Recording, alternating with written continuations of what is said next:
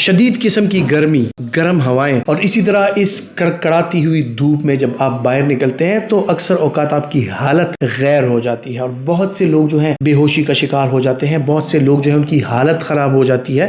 تو یہ کیا ہوتا ہے؟ ہیٹ سٹروک اور ہیٹ ایگزاسشن، اس کے بارے میں آپ نے بہت سنا ہوگا، لیکن میں آپ کو بتاتا ہوں کہ ہیٹ سٹروک اور ہیٹ ایگزاسشن ہوتی کیا ہے اور کس طرح اس چلچلاتی دھوپ میں، اس گرمی میں آپ نے اپنے آپ کو ہیٹ سٹروک اور ہیٹ ایگزاسشن سے بچانا ہے۔ جس طرح کہ آپ کو پتا ہے کہ ہمارے میدانی علاقے خیبر پختونخوا، اسی طرح سندھ، بلوچستان اور پنجاب، یہاں پر بہت زیادہ گرمی پڑتی ہے اور اکثر اوقات دھوپ اتنی تیز ہوتی ہے کہ اس کے دوران اگر آپ باہر جائیں تو سب سے پہلی چیز جو ہوتی ہے وہ یہ ہوتی ہے کہ سر میں درد سٹارٹ ہو جاتا ہے، جسم میں کمزوری سٹارٹ ہو جاتی ہے، پیاس لگنا سٹارٹ ہو جاتی ہے اور اسی کے ساتھ پھر متلی آنا، الٹیوں کا آنا اور حالت اتنی غیر ہو جاتی ہے کہ بندہ انتہائی کمزوری کی وجہ سے لاغر ہو کے وہ گر جاتا ہے۔ اسی کو ہیٹ ایگزاسشن اور ہیٹ سٹروک کہا جاتا ہے۔ ہیٹ سٹروک پھر ہیٹ ایگزاسشن سے تھوڑا سا آگے اگر ڈی ہائیڈریشن یعنی پانی اور نمکیات کی کمی سیویئر ہو جائے تو اس کی وجہ سے بندہ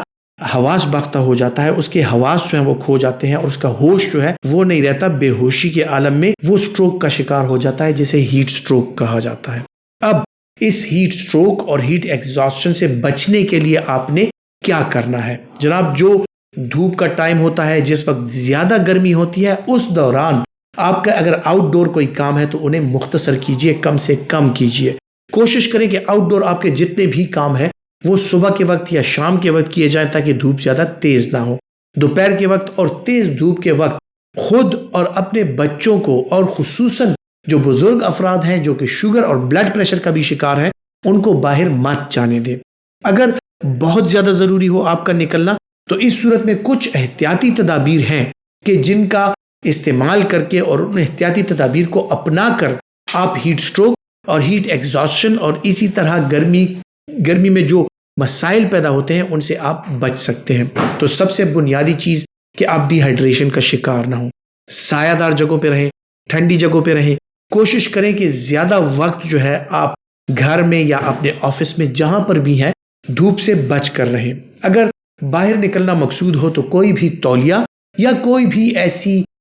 کوئی رومال ہو یا چادر ہو، جو بھی چیز ہو، اس کو تھوڑا سا پانی میں بھگو کے اور گیلا کر کے تو وہ آپ اپنے سر پہ ڈال سکتے ہیں تاکہ آپ کا سر جو ہے اور آپ کی گردن جو ہے وہ ڈائریکٹ دھوپ کے اثرات جو ہیں اور گرمی جو ہے ان سے محفوظ رہ سکے۔ پھر بھی اگر آپ کا سٹے باہر لمبا ہوتا ہے تو اس کپڑے یا اس تولیے کو آپ بار بار گیلا کر سکتے ہیں۔ اپنے گردن اور سر کو بار بار آپ گیلا کریں، بار بار آپ ٹھنڈا کریں، صاف پانی سے اپنے منہ ہاتھ دھوئیں تو اس کے ساتھ جو ہے تو آپ کا بدن ٹھنڈا رہتا ہے اور آپ کے بدن کا ٹیمپریچر جو ہے وہ ریگولیٹ ہوتا ہے۔ پانی اور مشروبات کا استعمال جو ہے وہ بہت زیادہ کیجئے، وہ از حد ضروری ہے، یعنی پیاس لگنے کا انتظار نہ کیجئے اور جب بھی آپ گرمی میں جائیں تو اس سے پہلے بھی اور اس دوران بھی آپ جتنا پانی کا استعمال کر سکتے ہیں وہ آپ کی صحت کے لیے انتہائی مفید ہے۔ جو لوگ جن کو پسینہ زیادہ آتا ہے، ان کا کام زیادہ باہر ہے، تو وہ